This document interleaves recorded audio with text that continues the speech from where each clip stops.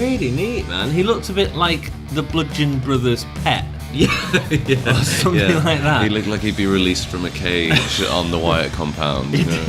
Like, I hate it every time he goes like, "Woo!" I really hate it. And then the crowd does it, and I'm like, Yeah. I don't know why. Like a head teacher. Get in my office right now. now. You're in my office right now. Hello, and a very warm welcome back to the Gimme a Whole Year Wrestling Podcast. My name is Ant. I'm Ollie. And today we are looking at NXT UK Episode 2, second episode of the UK. Yes. What did you think of it? You know what? I quite enjoyed it. I didn't, which is what we're going to talk about as we go through. And please let us know what you think down below in the comments. It'd be great to know if you enjoyed the episode, what you thought in comparison to the first episode. I think we both got valid points on why we didn't enjoy stuff. So again, this was filmed at the Cambridge Corn Exchange. It was the video was aired on the 24th of October. The first match was El Ligero, who is now Ligero. Yeah, because WWE always take the first names off people. Yeah, bit weird. But the crowd was still chanting El Ligero, obviously. Yeah. No, I don't really see why Ligero. Is it to move away from the Mexican? I don't know, because they did that whole thing of saying, oh, you know, he's got a strange backstory, this guy, but then they didn't go into it. I think maybe WWE don't feel like it's appropriate, maybe in some way to kind of, you know, there's the whole, like, you know, kind of not gimmick infringement, but, you know, they might be going like, oh, he's pretending to be Mexican, lucha, and it's. I mean, El Ligero sort of toured around the UK a lot, and I think commentary actually made a comment on that, saying that he has appeared in basically every promotion in the UK. I think it was over 200 promotions in the last year. I think they said. I don't know if that's true. I don't know the facts, but in terms of, I've seen him a few times with different promotions. So very good. Versus Wildborn Mike Hitchman. I've never heard of this guy before. What a look he had about it, man. Yeah. No teeth in was it the front and the bottom, I think? I think I got a good brief look at it. I think I was watching it on my iPad, so I couldn't really see. But then there was, he had black contacts, sort of fully blacked out. Came out with sort of a hog mask on, with horns coming out and horns on his jacket. Yeah. Pretty neat, man. He looked a bit like the Bludgeon Brothers' pet. Yeah. Or something like that. He looked like he'd be released from a cage on the Wyatt compound. He did. He's come direct from Bray Wyatt's nightmares and come into UK. Do you know what, though? I get what they were doing with the eyes, with like the black contacts, but on long shots, looked great. On close-ups, it made him look really sad. Yeah, it did look actually. Really sad. No, I agree. Yeah. It's like the thing from Guardians of the Galaxy 2. You know the movie better. Do you know the bird with the beetle thing? Oh yeah. It looks a bit like her, and she brings out a lot of empathy. Yeah, sort of perpetually sad eyes. Yeah. No, I agree with you. It did look scary from a distance, though. Yeah. Into the match, obviously we have Ligero with his Lucha Libre style in the ring. I don't think he showed it off as much as I was hoping that he would. I knew that it'd be an El Ligero win for this, but again, and I have a major issue with this, which we'll talk about a bit later on after we've gone through a few of the matches. The crowd are chanting El Ligero. The crowd, you know, we know it is El Ligero in the UK. Obviously, WWE are trying to package him slightly different. There was a nice back senton from Wildboar towards the latter end of the match, which had some really great height into the tumbleweed. Yeah. I've never heard it called a tumbleweed before, but it was a bit like an inverted cannonball. Yeah, sort of like jumps, and rather than flipping forwards, actually flips backwards, which was a really cool move. Good, because Cameron was terrible in it, though. Yeah, it was a bit naff. Cameron was terrible. Obviously, to do that back flip, you need to get a little bit more height as well, so it felt a lot higher, which was good. Ligero eventually comes back and gets a really nice tornado DDT from the bounce off the ropes to get the win. What do you think? It was a bit too brief to really get going. I like the pace I like the energy and the pace of it. Like I like that it was kind of high octane, but it never really kind of got going for me. Ligero's knee super kick was really nice, but other than that, like, just not a lot really going on. The tilt-a-whirl body press was nice. That was cool, but it was just kind of brief. It was quite brief. I was more interested actually in, because I've seen Ligero quite a lot. I was more interested in Hitchman. Hitchman, because I've never seen him before, and I think his gimmick is interesting. Yeah, I don't think it's too campy. I think it's sort of to have a guy with the sort of lucha libre mask on with his massive sort of or horn ears. Actually, his gimmick seemed less campy than it probably would if he was fighting someone else, Pete Dunne or whoever later on. And I think that they can build a gimmick. A gimmick like that needs a bit of time to build up anyway. Yeah, I quite enjoyed him though. I don't know how long he's. Again, I've not come across him before either. I don't know how long he's been doing that for. But it's an interesting one. I think there's at the moment there's just quite a lot of big, scary, hairy dudes. Yeah, do you know what I mean? Yeah, I don't know whether I don't know whether I want to see. Someone like Joe Coffey get screen time or another big scary dude. I know what you're saying, or Mastiff, or because Mastiff is bigger, and hairier, and he does cannonballs. Do you know what I mean? So I think Mastiff and him would make a great tag team though as well. Actually. Coming on with a lead. He needs to come on with a lead. A pit bull. Yeah, make it happen, WWE. Next up, we get a video package for Dakota Kai and Killer Kelly. Yes, I was really disappointed. We talked about this briefly before. We've seen Dakota Kai. We know who Dakota Kai is. Killer Kelly, we've only seen in the NXT UK tournament from early this year, the 2018 one. I feel like this time should have been spent to put over Killer Kelly more. So here's my rebuttal to that. Go on. I think when it's a new show, you've got to assume a fresh audience. Okay. And so I think if you're catering particularly to a UK wrestling crowd, I think WWE are going into this thinking there's a big market of people who love British wrestling who maybe aren't watching WWE. Okay. And if they're not, then they need to reintroduce these characters. I think they've got to assume that. That's the wrong assumption, because anyone that's watching this is watching it on the WWE network. Well, but they might have got the network for the if there's a big marketing promotion about WWE NXT UK, then maybe so. Maybe that's what they're getting subscribers in. Would you subscribe to something like? I don't follow motorsport racing, but I wouldn't subscribe to the motor if I heard that there was a new UK. But if you watched independent British motorsport, okay, and then a big American company went, we're going to do a big American company that has got loads of money behind it, then goes, we're going to make a really awesome British version specifically for you British fans and other people. Cool. I think that's maybe what they're going for. I think any new show you've got to introduce people. Because there's nothing worse than watching a show and going, I feel alienated because I don't know who that is. Maybe I would be complaining if they weren't introducing. If I hadn't known NXT as sort of and watched it for as long as I have. Nigel McGuinness and Vic Joseph start talking about Ronaldo, which leads to the age-old debate of whether football is known as football or soccer. I love at work, because all the lads at work are big into the football. Yeah. I love calling it soccer. They hate it when I call it soccer. It was quite funny. But the reason they're doing that is because the promos and the sort of sold on commentary that Dakota Kai and Killer Kelly both have amazing kicks, and it sort of builds up the match around this kick. And I like that. I like the concept. Yeah, I really like it. I think with all the video packages of the night, this one included, I think the actual production of it was very good. I think they used the right music. I think they used the right. The only thing I'd say about the Killer Kelly Dakota Kai one is that Killer Kelly's kicks from the apron to the outside. There's ones where she does it and she runs across and kicks him in the head.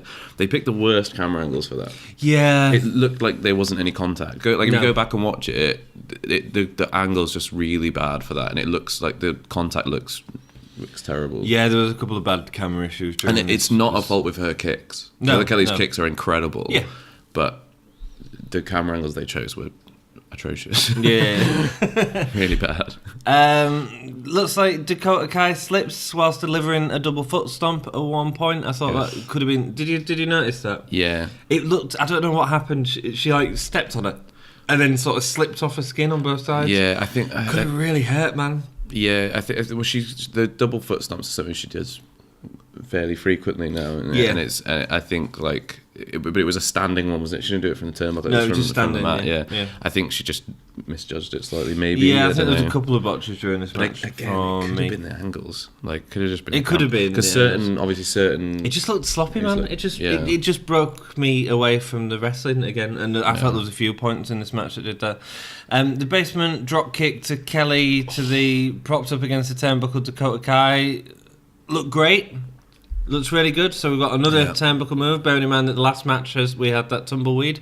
Yeah. Then we get the Kyo driver, which is a flip into inverted codebreaker. Oh no, before that we get Dakota Kai doing her signature kick. I don't know exactly what they're calling that at the minute, against another turnbuckle, Kelly. And then a second one to the sat down Kelly. So it's basically a haluva kick, and then she goes back and then runs around again and does it again. But you was talking about it. It's nice how she bends it. Yeah, she bends the run around the ring so that like you get a nice angle on it, and it's like a face wash then rather than a straight haluva kick. Yeah. She kind of like comes across, which I really like. I like that.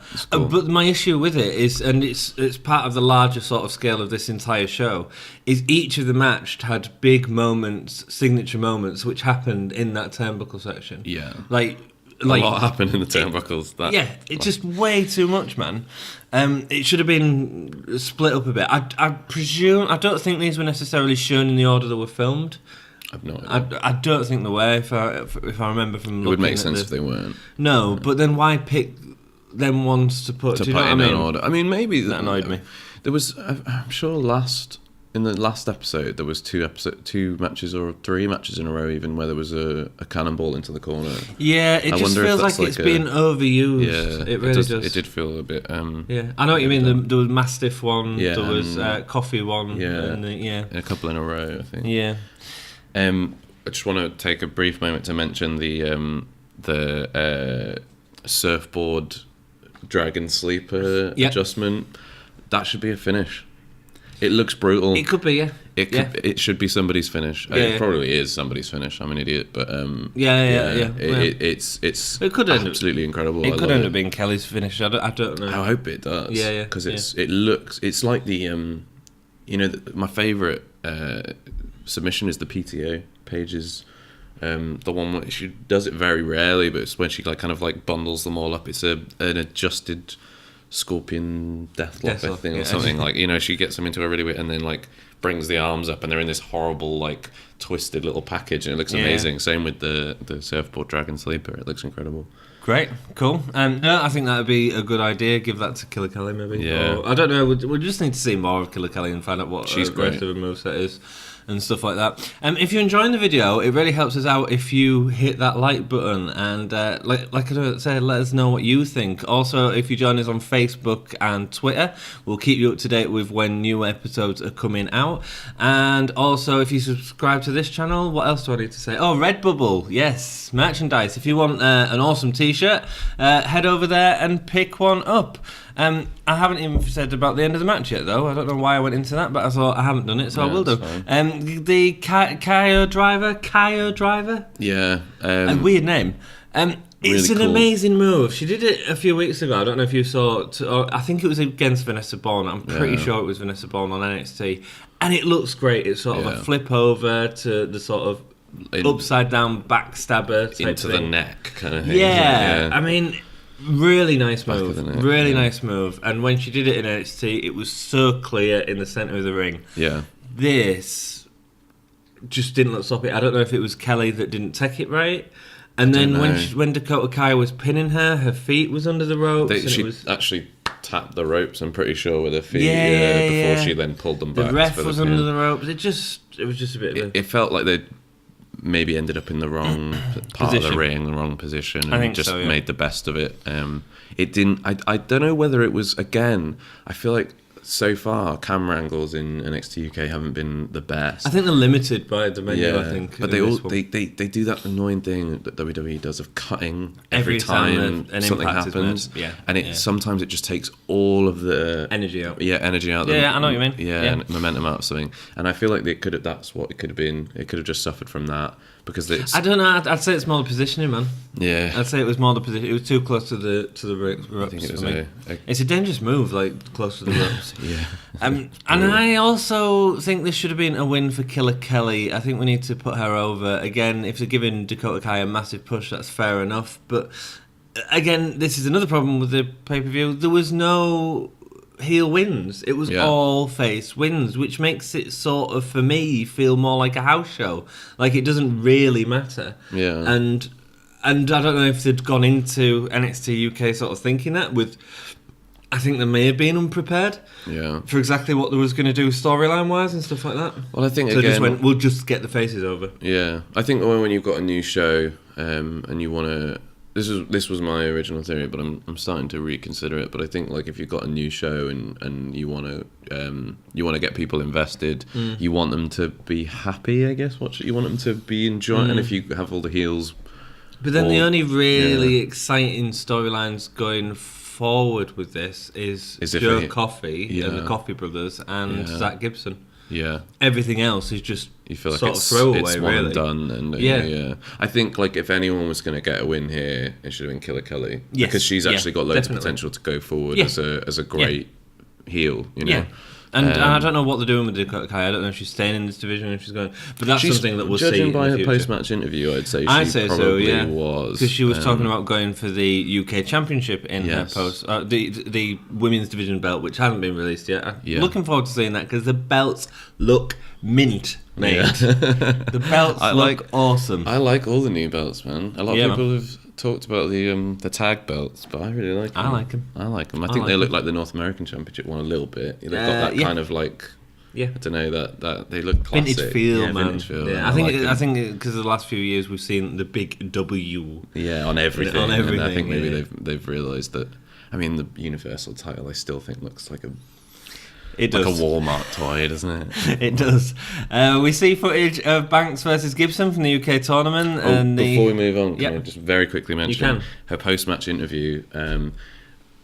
Really strange when she finishes with I've written it down. I'm going to kick anyone who gets in my way. I'm kick anyone else off. And then she just went, "Thank you." I just thought that was really weird, like a really weird shift of tone. I mean, I like her character, but I just think like we finally saw like some, like a real kind of like passion and determination to like really kind of go for it. And then she went, "Thank you," and then just kind of left. And I felt like it was just an awkward kind of I feel like I need to sign this off somewhere. But anyway. I mean, it's one of them things. If they carry on doing that, then maybe it'll become a thing that's actually quite an entertaining thing. But at the minute, it just felt random. It was a bit weird. We see footage of Banks versus Gibson from the UK tournament, the heavily selling of the Shankly Gate submission. I wish they'd change the name of that finisher. I really don't like the name Shankly Gate. Why? I don't know, because it's the gates to a football stadium. I wouldn't. Yeah, I didn't know. That's they were heavily selling it in the UK tournament. So and it was devastating, the move. But I just think that's a bit naff. Yeah, it's a cool move. I think maybe it's a reference. So maybe to Liverpool. Yeah, I guess like people do that. Strawberry Fields Forever. They could have chosen a Beatles song, man. Yeah, that could have been the Yellow Submarine. Yeah. That wouldn't have had the impact. The Yellow Submarine. Eddie Sounds Dennis like a totally different kind of move, doesn't it? Eddie Dennis promo next. He's talking about the age difference. So we'd seen a bit of him before. The age difference between him and Pete Dunne and Mark Andrews. He talks about how he worked up to be a head teacher after being a math teacher. That's all true. He was a head teacher at a school in London. Yeah, I think it was London. He says he had to watch the tournament in Blackpool as they lived their dream without him. Yeah. This promo was great, and it really excites me to see him. Yes. A lot more than last week's, which was completely throwaway. Yeah, it was so brilliant. I think maybe they realised and so put something a bit stronger together. I hope they keep doing this each week until he does debut, because he's I think he's a really fascinating character. It's actually a story that I'm really interested in. Yeah. They've managed to create something. You know what, though? I've got one big problem, and it's a problem that happened throughout most of the promos that happened, because there was a lot of good promos in this episode. There was, yeah. I wish they'd look at the camera. Like, they do this Instead thing of talking to the where they're interviewer. like, where they have the conversation like with the interviewer off cam. Yeah. And it loses something there for me. If, like, when he was getting really passionate about how he'd been left behind, and he people had gone on and done stuff without him, if he's delivering that like that, I feel like there's a connection there between me, the person watching, and him, the performer. Whereas if it's all like that, it just feels weird. Yeah, I know what you're saying. I feel like he's not like a promo. He should be talking to me. He should be talking to the person to make them feel, or being interviewed in terms of with the interviewer. Yeah, but then have the Michael Cole's interviews where it cuts to Michael Cole and you get the interview, but it don't have one half of the interview as a promo. It to me, that's, I know what you're saying. It's disconnecting for me. Yeah, I was more focused on the content of it, and I think it was Content much better, better than last week. Yeah. Gibson comes down to a sea of boos. Oh my God. Recognised as Liverpool's number one, but soon he'll be UK NXT number one. He talks about a fresh Gibson could defeat it done. Obviously, them two fought at the tournament after he won the tournament, but he had to deal with fatigue as well as the awful crowd that was at the Royal Albert Hall. The crowd, man. The crowd are awesome. Again, this happened at the NXT UK.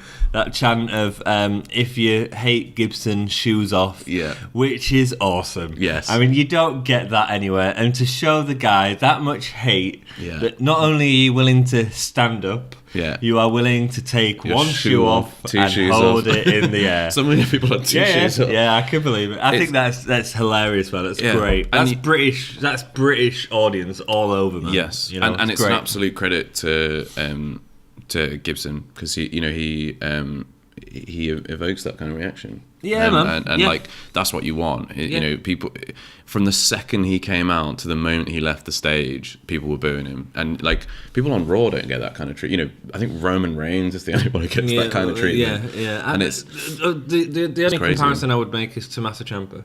Of course, Ciampa. Yeah, but Ciampa gets a similar reaction. And it's great, and that's great, and that's what we want in our big heel for the show. And I'm sort of excited to see. I'm guessing it's going to be him and Pete Dunne.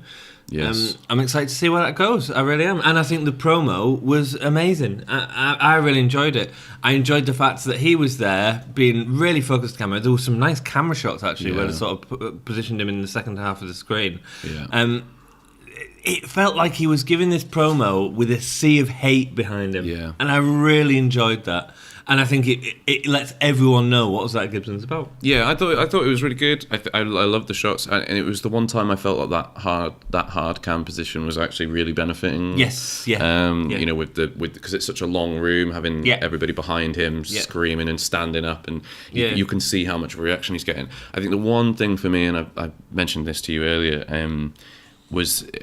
So if you're getting that kind of reaction, there was one moment where he said, "Turn my mic up so that I could be heard over." Really nice little bit of what I would assume would be kind of a little improv moment. Yeah, because the crowd are being so vocal. So vocal. I think I would like to have seen more of that, because he's great. Mm-hmm. Like he can do that. You know, he's not. You know, he's no amateur on the mic, is he? He's great on the mic. So, but I feel like there's more he could have done with playing with that reaction. At times, it did just feel like he was shouting this promo that he had to get out over the top of all this noise. And I feel like if the audience is giving you that much, address it. Go back. You know, address it and he focus on it. He probably wasn't allowed to, though, man. No, probably not. You know, I mean, he's sort of new to the WWE with their programming. In general, that those reactions. You know, I mean, you watch someone like the prestigious one.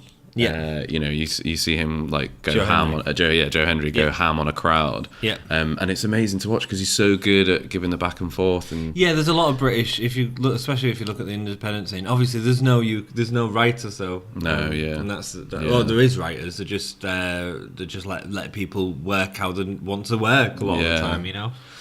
No, I agree with you. But I don't think the WWE would let him, and I think he'd be in more trouble than it'd be worth if he'd gone off as well. He's great. You don't want to see him get punished, you know? No, I want to see them build the show around him as a heel. Yes, and so he goes on to shoot about Noam Dar and about his ridiculous poses, so we're probably going to move into a Gibson Noam Dar. I'm excited for that. I think that's on next week, actually, Gibson versus Noam Dar, so that'll be good. I hope that'll be a nice stepping stone for him towards the title picture. It will be, yeah. Do you know what I want to see? Go on. I want to see him versus Tyler Bate.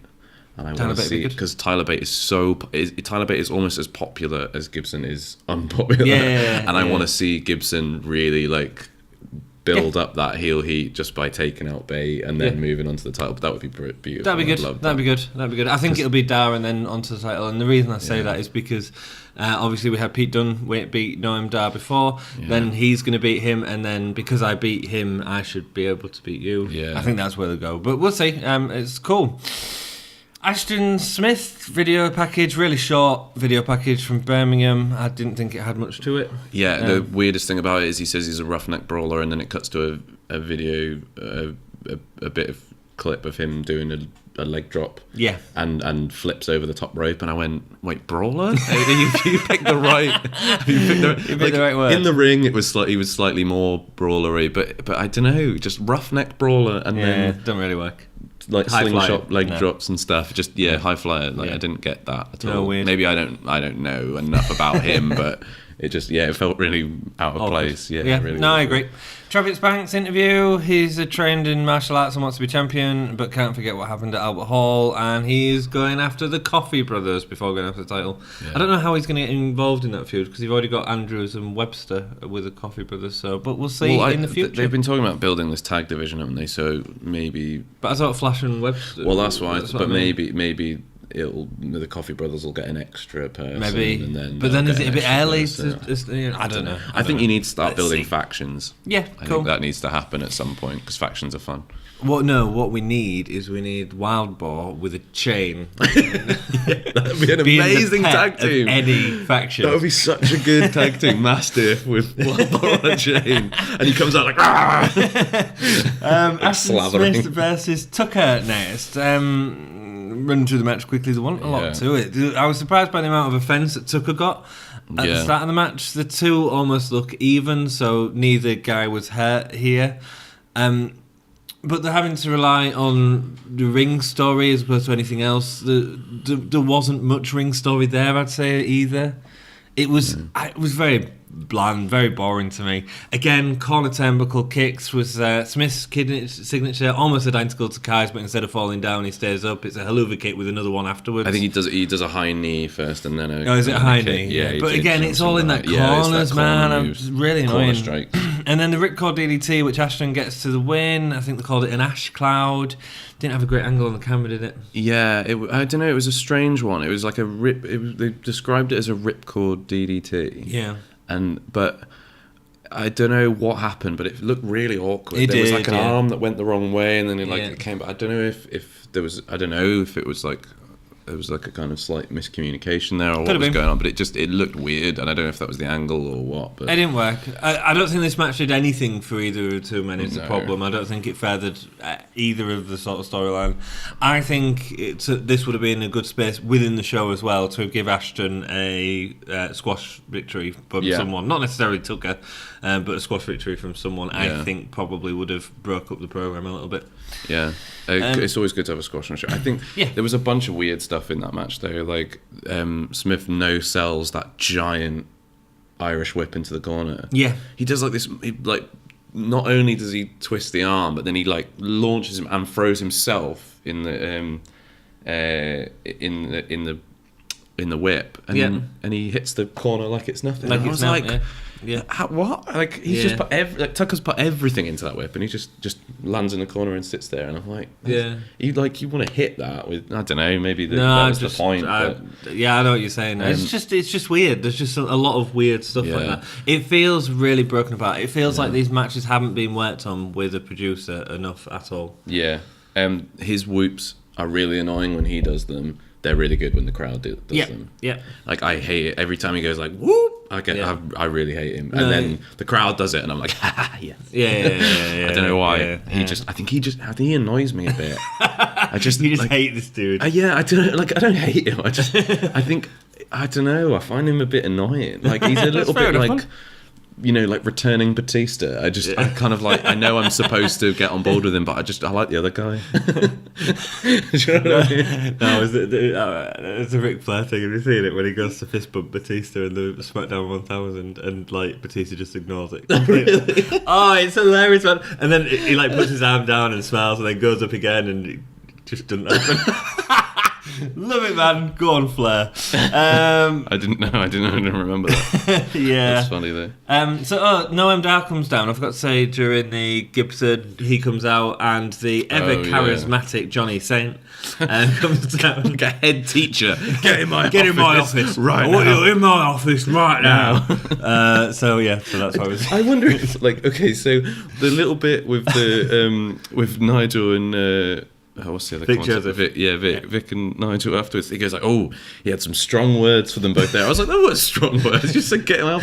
I wonder if he came out on stage and forgot what he was going to say. Do you know what I mean? Because it seems like they had a kind of prepared thing, but just get in my office. I quite like it. I enjoyed the moment, but it was just weird. It's awkward. Yeah, get in my office. It's not something you see in Triple H never comes out on Raw and goes like, get in my office. Do you know what I mean? I just know. Maybe that's the British thing, but it was fun. Yeah. I quite liked it. I want you two in detention now. Yeah, that's what it felt like. No, I agree. It was good. I thought it fizzled out a little bit at the end though, like for such a good promo. I know, I agree. It was because of the charismatic Johnny Saint. I like him. Do you? Yeah, I do. Cool. I think he's like head teacher, and I kind of like that for a British thing. It's got like, it kind of harkens back to like kind of like schoolboy British, like have the cane. You know what I mean? Wait until the actual head teacher gets Tyler Bate versus Wolfgang next. Crowd go mental at the start for Tyler Bate. Again, amazing crowd at Cambridge. Do let us know if you was there. It'd be awesome to know. Bate challenges the bigger Wolfgang to a lock-up earlier on. Bate sells for Wolfgang, going down to one knee before obviously turning the tables. We get to see a lot of Bate here trying to get the upper hand on Wolfgang, but unable to, with sort of punches and stuff, and then Wolfgang will do one. And it's that sort of bigger guy versus a smaller guy, which I think that side of the story was quite well told here. I think the issue for me with it is with that story comes speed. It was that storytelling was only there because it sacrificed the speed of the match, and I think Tyler Bate is better than what we got, and I don't know if it's because Wolfgang was a little bit slow, which is okay. I find Wolfgang a little bit slow and a little bit samey at times. Bate went for the Tyler driver towards the end of the match, but Wolfgang reverses it into a backdrop, which Bate smoothly lands on his feet. I thought that was a really nice reversal there. Yeah. Wolfgang delivers a spear, which is almost like a run-in rock bottom.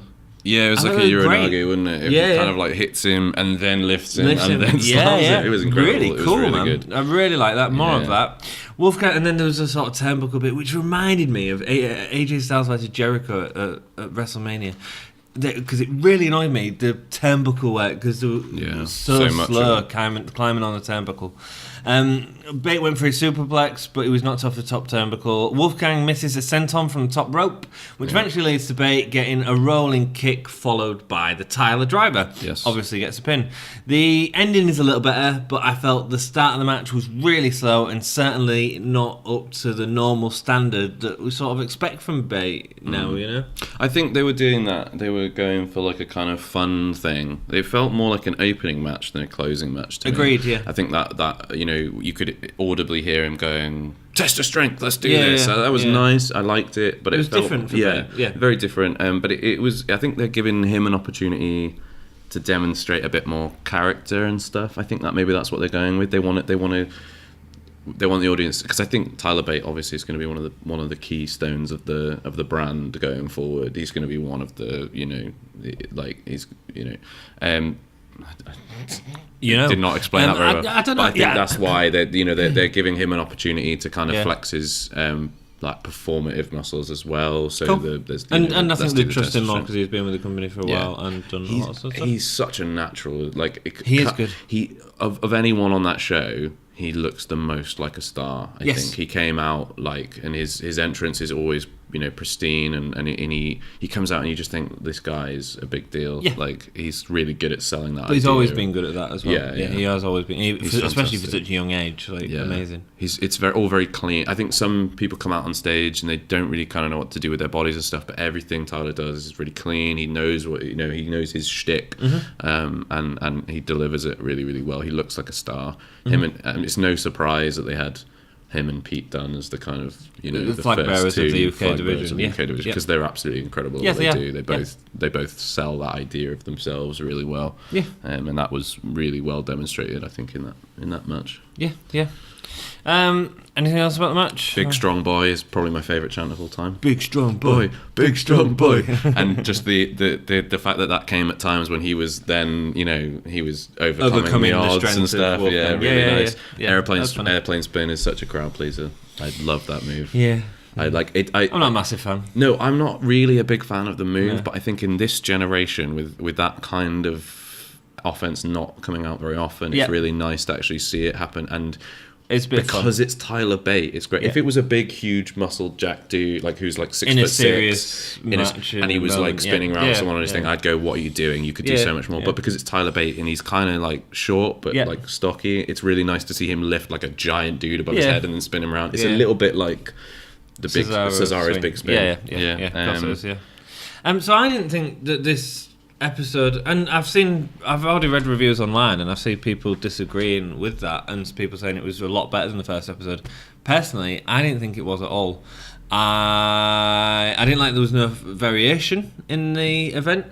I didn't like the fact that all the faces win. I didn't like the fact that the turnbuckles moves were overused, and so I didn't rate it.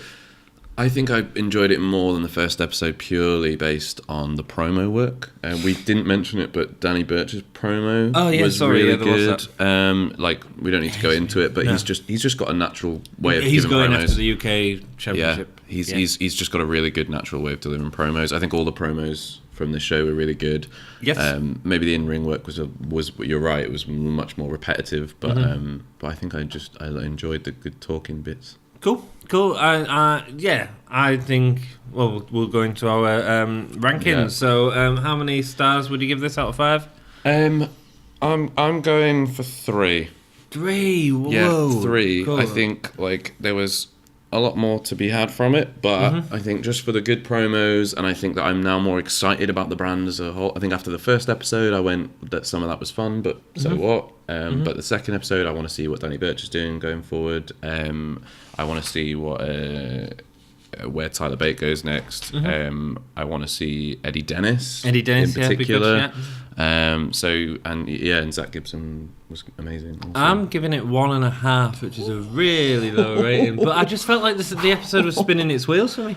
Fair enough. And it definitely doesn't excite me for next week, actually, which is a shame because the first week really did. I was really excited to watch this. I can't wait to see Gibson Noam Dar. That'll be good. Yeah, That'll be good. I got really hyped for it. Best match? I think I'm going to go Ligero and Hitchman, maybe. I don't know, maybe it's just Bate and Wolfgang, but that feels like the boring answer because it had the most time and stuff. I'm going to go Bate. It probably was because it had the most time and it was the best match. Yeah. Actually, no, screw that. I'm not giving that though to the best match at all. The best match was the promo by Gibson. Oh, okay. I've never done that before. If we can say that, then was I'll by agree far with the you. highlight. That was definitely the highlight. That was the highlight of the event. Should we say promos win this episode? Promos win, baby. Best performer is Gibson. For me. Yeah. Sweet. Yeah. Well, Gibson thank or you. Bate? Yeah, cool. Yeah, no, Bate was good. It felt weak for Bate though. I think that the slow pacing of the match didn't reflect his performance. It doesn't. No. I think he's really good. He works better with someone like Dunn. Thank you very much for watching. If you've enjoyed the episode, please again hit that like button and subscribe. And we will be back for more next week. If you, like I say, if you let us know if you're enjoying it.